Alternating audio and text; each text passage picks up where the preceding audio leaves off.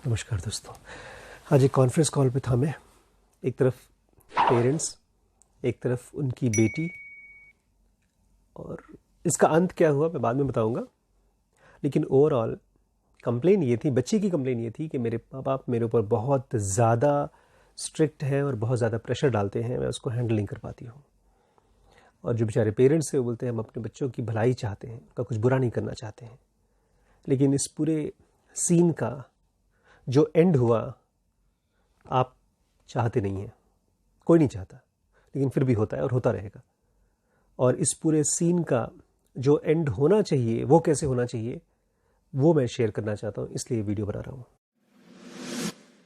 सबसे पहले उन भाई साहब से और उस बच्ची दोनों से मैं कहना चाहता हूँ, और इस दुनिया के सारे पेरेंट्स और सभी बच्चों से कहना चाहता हूँ, जब एक बच्चा किसी घर में पैदा होता है तो बच्चा नहीं होता है, वो एक नया वीडियो गेम होता है। वीडियो गेम खोलकर फटाफट बच्चे खेलना चाहते हैं, लेकिन ये फ़र्क ये है कि ये वीडियो गेम माँ बाप खेलना चाहते हैं। और इस वीडियो गेम को खेलते खेलते खेलते खेलते इतने ढेर सारे पॉइंट्स इकट्ठे करने चाहते हैं कि बस दुनिया बोले वाह वाह वाह। कहने का मतलब ये है कि एक बच्चा जब घर में आता है तो वो बंडल ऑफ एक्सपेक्टेशंस है। आप अपने बच्चों से क्या एक्सपेक्ट करते हैं ये समझ लीजिएगा, बिकॉज एक्सपेक्टेशन मासूम नहीं होती। एक्सपेक्टेशन हमारे सर के ऊपर शुरू में तो हल्की होती है, लेकिन वही हल्कापन धीमे धीमे भारी होते होते होते इतना भारी हो जाता है कि उस एक्सपेक्टेशन के बोझ के तहत हमारे बच्चे दब जाते हैं, सोच नहीं पाते, जी नहीं पाते हैं। इसीलिए इस बच्ची ने वो किया जो उसको नहीं करना चाहिए था। एक चीज है, उसको बोलते हैं शेम। कई सालों से इंसान यूज करते रहते हैं। उनको लगता है कि इसको यूज करके हम बहुत ही इंटेलिजेंट और बहुत स्मार्ट और बहुत ही केपेबल बच्चे बना सकते हैं। इसलिए जब बच्चों से कोई गलती हो जाती है, कुछ काम करते हैं या कुछ काम नहीं करते हैं, लेकिन वो सही तरीके से नहीं होता है, गलती हो जाती है, तो एक शेम को यूज किया जाता है, हंटर की तरह यूज किया जाता है। मुझे पता नहीं कितनी बार मेरे साथ यूज किया गया है। मुझे याद नहीं है किस चीज के लिए मुझे शर्मिंदा फील कराया गया है। एक आध बार ऐसा हुआ है कि मुझे बहुत अच्छे नंबर आए, उसके लिए शाबाशी दी गई हो, लेकिन वो सब मेरी मेमोरी में है नहीं। केवल मुझे याद है कि मुझे हजारों बार शर्मिंदगी महसूस करनी पड़ी है, और पता नहीं क्यों। तो अगर आप इस शेम को यूज करके अपने बच्चों को intelligent, responsible, creative, genius, passionate बनाना चाहते हैं तो सॉरी, ये बिल्कुल काम नहीं करता। माई रूफ माई रूल, ये घरों में चलता है। सोचते होंगे पेरेंट्स हम अपने कहने का मतलब ये है कि अगर हमारे घर में रहना है तो हमारे रूल्स फॉलो करने पड़ेंगे। रूल्स आदमी को इंटेलिजेंट नहीं बनाते। इंटेलिजेंट बनाता है उस बच्चे का या उस इंसान का विवेक। आप हर रोज सुबह उठ करके ब्रश करते हैं, इसलिए नहीं क्योंकि घर में रूल बनाया गया है।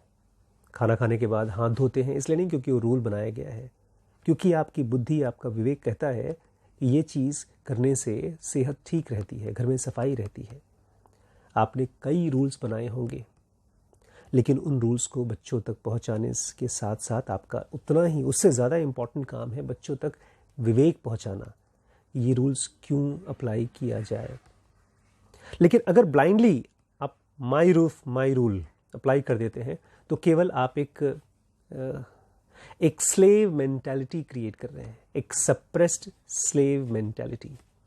सॉरी टू से, आपका बच्चा बड़ा होकर के एनलाइटन नहीं हो जाएगा। आपका बच्चा एक ऐसा आग और गुस्से का गोला बनेगा जो कभी भी फटेगा, जैसे इस बच्ची के साथ हुआ, और तब आप कुछ नहीं कर पाएंगे। बहुत से माँ बाप अच्छे होते हैं, वो अपने बच्चों को छूते तक नहीं हैं, मारना तो दूर, खाली बात करते हैं। लेकिन इधर जो बच्चे उन बातों को सुनते हैं उनकी स्टेट पता है क्या होती है? उनके लिए जितने ज़्यादा सेंसिटिव बच्चे होते हैं उतने ही ज़्यादा बातचीत अगर प्यार से ना हो, इंटेलिजेंटली ना हो, शांति से ना हो, तो पेन बन जाता है। ऑब्वियसली मेंटल पेन बनता है शुरू में। बेचारे पेरेंट्स को पता ही नहीं चलता कि ये मेंटल पेन अगर वो बहुत समय तक देते रहेंगे बच्चों को, तो वो पेन या तो मेंटल डिसऑर्डर बन जाता है, जैसे मैं बहुत से बच्चों के अंदर देखता हूँ। वो खुद अपने करियर को लेकर के, अपनी लाइफ को लेकर के, अपनी एफिशिएंसीज को लेकर के इतने ज़्यादा इनसिक्योर हो जाते हैं बच्चे, और केवल इसलिए क्योंकि उनको उनकी लाइफ के बारे में, उनके हैबिट्स के बारे में बहुत पेनफुली बताया गया है। और बहुत से तो बच्चे ऐसे होते हैं जो इस मेंटल पेन को झेलते झेलते पता नहीं कैसे ये साइकोसोमैटिक हो जाता है, ये फिजिकल पेन हो जाता है, फिजिकल बीमारी तक हो जाती है। बहुत से पेशेंट्स हमारे पास ऐसे आए हैं जो केवल घर के स्ट्रेस और झगड़ों की वजह से बीमार पड़ गए। एंग्जाइटी हो गई, स्ट्रेस हो गया, महीनों महीनों तक पेट दर्द रहा स्ट्रेस की वजह से, अल्सर हो गया। लेकिन बेचारे माँ बाप तो अच्छे हैं, वो तो ये सब चाहते ही नहीं थे। उनको पता नहीं होता कि बहुत से अनइंटेंशनल इफ़ेक्ट्स होते हैं हमारे तरीकों के। इसलिए जब भी मैं अपने बच्चे से बात करता हूँ तो मैं बहुत ख़ास चीज़ का ध्यान रखता हूँ। मैं भी बताऊँगा आपको, उसका ध्यान देना है। अगर नहीं किया आपने तो आपके बच्चों का हाल वही होगा जो इस बच्ची का हुआ। पेरेंट्स बोलते हैं आओ हमसे बात करो। बच्चे भी बड़ी हिम्मत जुटा करके पेरेंट्स से बात करने की कोशिश करते हैं, लेकिन ये कन्फ्रंटेशन वन साइडेड बैटल की तरह होती है। जब बच्चे माँ बाप के सामने करेज इकट्ठा करके बात करने आते हैं, वो वॉर है जो पहले स्टेप से ही बच्चे हार चुके हैं। वो भीख मांगने जा रहे हैं एक ऐसे इंसान से या ऐसे कपल से जो उनको समझता ही नहीं है। उन बच्चों को पता ही नहीं है कि वो भिखारियों से भीख मांगने जा रहे हैं। ये मैं पेरेंट्स से बोल रहा हूँ। आपके पास अगर बच्चे बात करने आ रहे हैं डेस्परेट कंडीशन में, तो प्लीज़ उनकी सुनिए, सुनते रहिए, कुछ बोलिए मत। और ख़ास तौर से कंडीशनल रिस्पॉन्सेज मत दीजिए। कंडीशनल रिस्पॉन्स पता है क्या होता है? ठीक है जाओ, आज के बाद ऐसी गलती मत करना। ठीक है जाओ, 1 महीने तक मैं देखूंगा तुम सुधरते हो कि नहीं। एक बच्चा हैबिट है, जैसे आप हैं, जैसे आपकी वाइफ हैं। हैबिट्स धीमे धीमे सुधरती हैं। जब उसको कोई प्यार से सींचता है तो सुधरती हैं। और हैबिट तब सुधरती हैं जब आप उनकी गलतियों को देखते हैं लेकिन जज नहीं करते, उनको परमिट कर देते हैं कि ठीक है, कोशिश करो, मैं तुम्हारे साथ हूं। लेकिन कभी भी हैबिट्स कॉन्फ्रंटेशन से, बहस से, आर्ग्यूमेंट से सॉल्व नहीं होती, ठीक नहीं होती। कम से कम इतना, ये एक फ्रेज है जो हर एक माँ बाप और बाद में हर एक बच्चे की बीमारी बन जाता है। पता नहीं कहाँ से आया है, लेकिन एक आइडिया ऑफ परफेक्ट चाइल्ड या परफेक्ट पर्सन या परफेक्ट फैमिली का आया है, जहाँ पर पेरेंट्स बच्चों से एक्सपेक्ट करते हैं कि कम से कम हमारे बच्चे ये काम तो कर ही लें। बच्चे को भी लगता है कि अगर मैं कायदे का बच्चा हूँ तो कम से कम मुझे ऐसा तो बिहेव करना ही चाहिए। और जब भी घर में कोई अशांति होती है, लड़ाई झगड़े होते हैं, तो बच्चे पेरेंट्स से भी एक्सपेक्ट करते हैं कि कम से कम हमारे माँ बाप हमको इतना तो समझें। और उधर से बेचारे माँ बाप भी इसी तरह के किसी न किसी कम से कम के साथ स्ट्रगल कर रहे हैं, लेकिन जो हो रहा है उस पर ध्यान नहीं देते हैं। ये जो आइडिया है ना परफेक्ट का या कम से कम इतना का, इसे हटाकर उस बच्चे को देखिए, उसको एक ऐसे, प्लीज देखिए उस बच्चे को, देखिए कि किस तरह के प्रेशर में है वो। अभी उसका ब्रेन, उसकी बॉडी पूरी तरह से डेवलप नहीं हुई है। अभी तक वो अपने आप को समझने की कोशिश कर रहा है। अभी तक आप तो उससे ज़्यादा जी चुके हैं। क्या आप अपने करियर, अपने पैशन को समझ चुके हैं? आपने तो एक बच्चे को पैदा किया है, आप अपनी बॉडी को समझ चुके हैं। आपके अपने अर्जेस, आपके अपने अंदर की इंस्टिंक्ट्स, क्या वो आपके कंट्रोल में आ गए हैं? नहीं आए हैं ना। खुद को भी जज मत करिए और अपने बच्चों के ऊपर तो हरगिज इस तरह के कम से कम या आइडिया ऑफ परफेक्शन को डालने की कोशिश खत्म करिए। केवल एक चीज देखिए कि वो बच्चा कोशिश कर रहा है, और जो कुछ भी कर रहा है वो मैक्सिमम कोशिश कर रहा है। अगर आपको नहीं भी दिख रहा है तब भी वो जिंदा तो है, सांस तो ले रहा है, आपके पास तो है। अगर जो है उसके साथ अगर आपने दोस्ती डेवलप नहीं की, प्यार डेवलप नहीं किया, तो वही होगा जो इस बच्ची के साथ हुआ।